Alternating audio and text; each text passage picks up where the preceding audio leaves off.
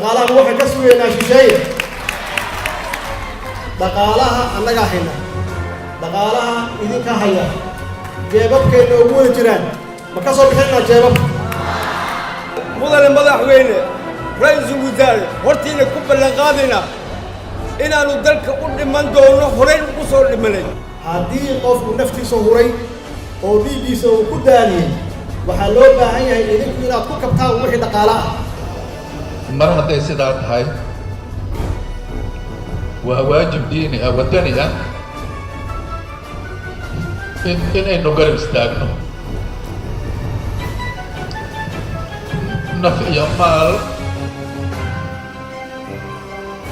waxaan hayno inaan isku barbartaagno ciidamada qaranku waxay u dhaarteen ummadooda inay cadowga gudaha iyo kuwa dibaddaba labadaba ay ka difaacaan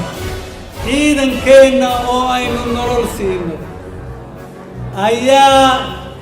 dalkooda difaaci kara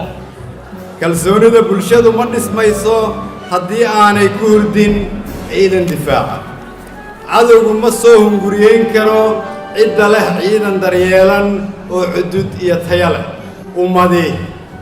midnimo iyo horumar ma gaarayso haddii aanay lahayn ciidan ay u baxsato wakhtiyada adagu ay ku jirto ciidamadu waxay galaan iyo waxay gudaanba waan ka dheragsan waa nolosheenni waa noloshii qaranka waa noloshii calanka maanta fursad ayaan haysanaa soomaaliyeed waxaan idinka doonaynaa inaad taageertaan ciidankeena inaad dhaqaalo ku bixisaan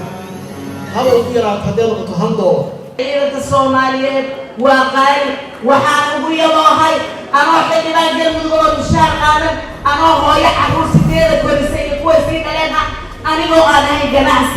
ganacsade anigoo aan dhaqaalo buranayn $1 aan ugu deeqay ciidanka Soomaaliyeed 17 degmo waxay hadda i soo gaarsiiyeen in ay ku deeqeen lacag gaarayso $8,500 oo